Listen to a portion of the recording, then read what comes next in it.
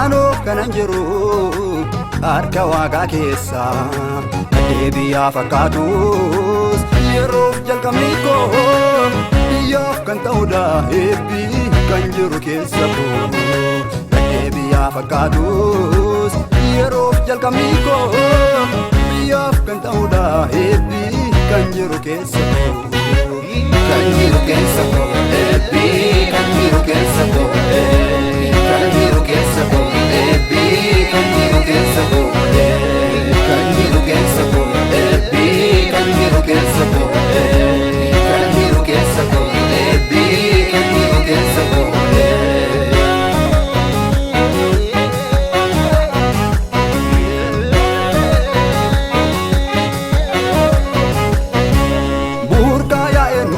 Seene mana koo eebbaaf na qopheesse murteesse gooftaan koo fichinaan na dhaabu homtuun danda'u leenjicha Yihuudaa kan galmaan na ga'u burqaa yaa'ee nuumnetu seene mana koo eebbaaf na qopheesse murteesse gooftaan koo fichinaan na dhaabu homtuun danda'u leenjicha Yihuudaa kan galmaan na ga'u.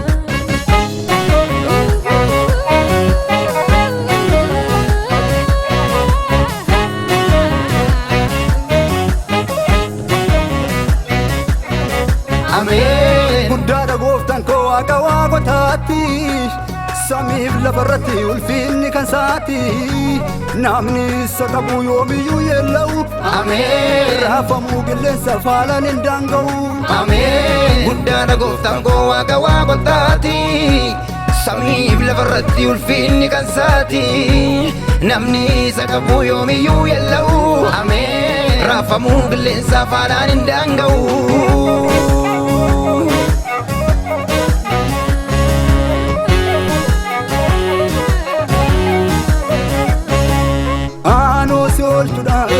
Si wajjinan jira jedheetu sagaleessa naaf erge walirra ootuma laalanu amajaajonni koo ulfinaan na dhaabe anaanoo gooftaan koo. Haa ulfaatu maqaansa haa ulfaatu haa ulfaatu maqaansa haa ulfaatu. Jalqaba kuulaalee dinni maal odeessa anoo kanan jiru harka Waaqaa keessa deebi'aa fakkaatus yeroof jalqabni koo biyyaaf kan ta'udha eebbi kan jiru keessa koo deebi'aa fakkaatus yeroof jalqabni koo biyyaaf kan ta'udha eebbi kan jiru keessa koo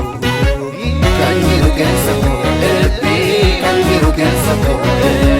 kan jiru keessa koo eebbi kan jiru keessa koo kan jiru keessa koo eebbi kan jiru keessa koo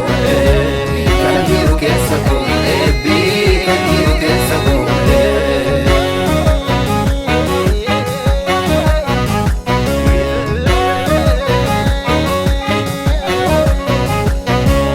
Aanoo si oolchuudha si wajjinan jira jedheetu sagaleessa